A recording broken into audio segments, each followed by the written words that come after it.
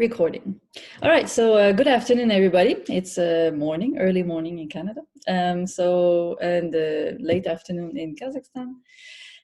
Welcome to our special guest this week. She's Leyla Makhmudova, and she's a public figure, we can say, in Kazakhstan. She has been working for the Femagora Feminist Public Fund. If students, you haven't have a look at it, you should. There's a lot of interesting content in there. They organized a festival recently, which was broadcasting live on Facebook. Very interesting topics. I watched some of the debates. Very engaging, very interesting, with very diverse participants. So have a look at this, and I guess she will talk about the work of this special fund. And she's also part of the civil society advisory group of UN Women Kazakhstan, as well as Frida, International Young Feminist Fund, which I'm not familiar with, so maybe you can talk about this as well. And she's also, you could call her an activist, also active online, hashtag activism, like we talked before, and as well as on the street activism as well. So I will give you the floor, Leyla. Thanks again so much for joining us. And yeah, students can engage with you and ask questions later. Thanks. Okay, thank you. So yeah, there is no primary activity that I'm holding, and that's quite interesting when some platforms ask me to just describe me as one word, what you do. So and mostly I just let it be feminist. So I think that this is the word which describes like a lot of all of my activities, the approaches that I'm trying to set when I'm doing something or planning something. And for me, activism is also like especially like public activism, because there is also like lots of unpublic activists in Central Asia that are invisible but still there and doing a lot of work. So we can also talk about it if you want. And my public activism, of course, is a big part of my activity. It is neither institutionalized, like there is no institution that keeps track or gives some kind of a benefit, or I'll have pension for that, or whatever, what we call, let's say, work in its traditional sense, right? So, and but there are like activities and some other things that are more institutional, as much as, for example, this advisory work for UN Women in Kazakhstan. I guess that you know the work of them and the activities that they have. Frida Fund is a feminist fund, so basically they are funding activities of feminist activist groups. So they don't have to be organizations in order to be funded. Or, of course, they can have, but it is not obligatory, which is quite like a big step, I guess, for funding donor-grantee relationships. And this is very feminist approach in its own sense, too. So, and the Femagora, the organization or initiative, more of an initiative, because we also became official organization last year in December. So we registered as an organization. But before that, long before that, in 2018, we had our first festival, Central Asian Feminist Festival, and for us, it was very important to make the work of women visible in the region, and to start somehow documenting it.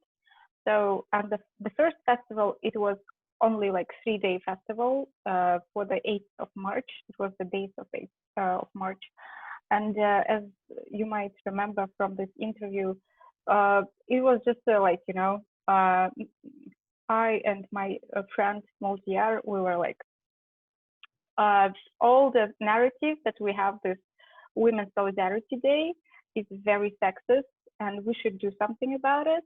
Let's celebrate women's rights. Let's celebrate the women's work and like the family solidarity that we already have in the region, and make it visible. So there are families in Central Asia, and this is not like, you know, wow, it is normal. It is reality for Central Asia. And so we wanted to be visible and celebrated. So we had our first festival in 2018. Then the second festival, we had 1 week event. We had more, like festival is really multi-sectoral. So we have art, we have politics, media, and other sectors too. So, and this year it was even more of a content. It was a 6-week event, not event, but festival. And we, because of the pandemic, it was online. But in terms of engagement, in terms of, as you said, it became easier and more accessible for everyone to meet. You know, of course, it is not offline, it is online. But in terms of logistics, in terms of anything, it became more accessible to meet people and to set like stages for someone. So we had more speakers from other Central Asian countries than Kazakhstan.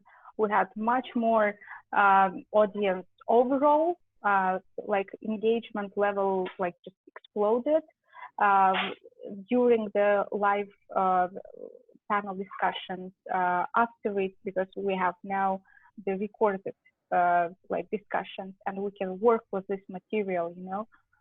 Further try to document it, which we are doing now, by the way. And of course, for people, it also became more accessible for audience, just to engage, to get to know what is happening, what is the role of women and like non-binary people in Central Asia, what is the work that they are doing. And by the festival, we have like, now we have very challenging but very let's say amazing, I guess, goals. So first of all, as it was from the first year, just to make the women's work visible and to document it, because we understand that history has been recorded by men, and still we have like men's names or the documentation of men's legacy in every sphere. But there are lots of women who did lots of work and still doing, and we want it to be visible too, and to be like documented. Also, we want to we want to rethink the concept, the concept of work, for example, because we understand that for most of us, still work is something, as I said, like that you go to some institution or organization, you get paid, so it is considered to be work, you know, so you are working. But if you are doing something, if you are busy, if you are doing something, engaging in something, and it is, for example, somewhere in home settings, and nobody pays you for that, it is not considered to be work, it is not part of economy, and it is just invisible. So, and we, of course, all know that this work, invisible work, is mostly done by women. And by bringing women, by like learning their experience, our experience, we understand that actually, for real, not theoretically, work is broader than getting paid or getting salary or having trudovaya knижка or something, you know. It is much more. Even now, for example, in quarantine, when we are sitting here in our houses, So if we are sitting in our kitchen and working, is it still work or what is it? Like, you know, setting has changed.